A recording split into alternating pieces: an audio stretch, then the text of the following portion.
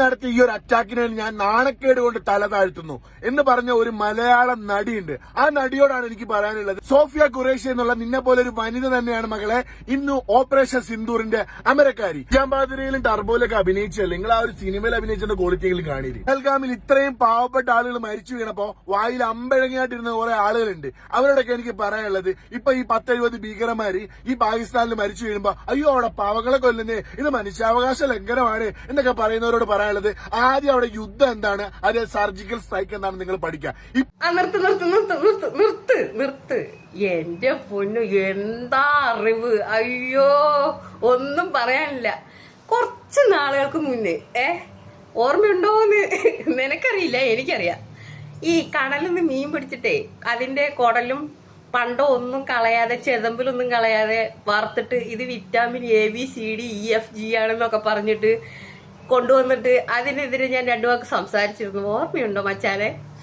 അപ്പോ ആ വീഡിയോ അപ്പൊ തന്നെ ഡിലീറ്റ് ചെയ്ത് എനിക്ക് അതിനെ ഒരു മാപ്പ് അപേക്ഷിച്ചുകൊണ്ട് ഒരു കമന്റും ചെയ്തിരുന്നു. ആദ്യം നീ വൃത്തി വെടുപ്പ് മീനിനെ കുറിച്ചൊക്കെ പഠിച്ചിട്ട് പോവാ, എന്നിട്ട് ഇതിനെ കുറിച്ച് പഠിക്കുക. എന്താണ് ശ്വാസം നിർത്തി പറ, മനസ്സിലാവുന്നില്ല ഒന്നും. എല്ലാം അരച്ച് കലക്കി കുടിച്ച്. അല്ല, മീൻ കച്ചവടമൊക്കെ നിർത്തൽ കഴിഞ്ഞോ? മീൻ പിടിക്കലും അതിന്റെ പരിപാടിയൊക്കെ കഴിഞ്ഞു, അതിലുള്ള കാശും വരുമാനമൊക്കെ കഴിഞ്ഞു. ഇനിയിപ്പോ ഇതാണോ? ഈ പേര് മാറ്റേണ്ടി വരുമോ? കടൽ മച്ചാൻ എന്നുള്ള പേര് മാറ്റി ഇനി വേറെ എന്തെങ്കിലും പേരിടണേ. എങ്ങനെയും പൈസ ഉണ്ടാക്കുക. എന്ത് തൊണ്ട കീറിയിട്ടാണെങ്കിലും വണ്ടിയിലിരുന്നിട്ടാ പറയുന്നത്.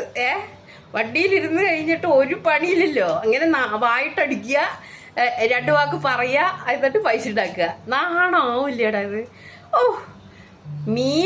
കടലിൽ പോയി മീൻ പിടിച്ചതും കൂടി വൃത്തിയും വെടുപ്പില്ലാണ്ടാക്കിയിട്ടാണ് തിന്നിട്ട് ഇത് വിറ്റാമിൻ ആണ് ABCD ആണെന്ന് പറഞ്ഞിട്ട്. എന്നിട്ട് ഞാൻ അതിന് മറുപടി പറഞ്ഞപ്പോ ആ വീഡിയോ മുക്കി ഡിലീറ്റ് ചെയ്ത് കളഞ്ഞു. ആദ്യം നിന്റെ പണിയിൽ ജോലിയിൽ കൃത്യമായിട്ട് നല്ല രീതിയിൽ കൊണ്ടുപോവാ, എന്നിട്ട് മറ്റുള്ളവരെ കുറിച്ച് പറയുക കേട്ടോ.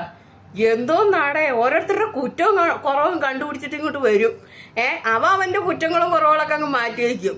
ആദ്യം നീ ഈ കടലിൽ നിന്ന് മീൻ പിടിച്ചത് ചെതമ്പിലൊക്കെ കളഞ്ഞിട്ട് വൃത്തിക്ക് പൊരിച്ചിട്ട് അത് നാട്ടുകാർക്ക് കാണിച്ചു കൊടുക്കുക. അങ്ങനെ ഒരു വീഡിയോ ഉണ്ടാക്കി, എന്നിട്ട് അത് നമ്മളത് എടുത്ത് പറയുമ്പോൾ അത് ഡിലീറ്റ് ചെയ്തിട്ട് സോറി പറഞ്ഞിട്ടൊന്നും കാര്യമില്ല.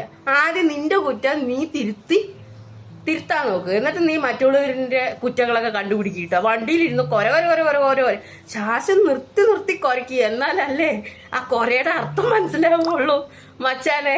വല്ലത് ജാതി.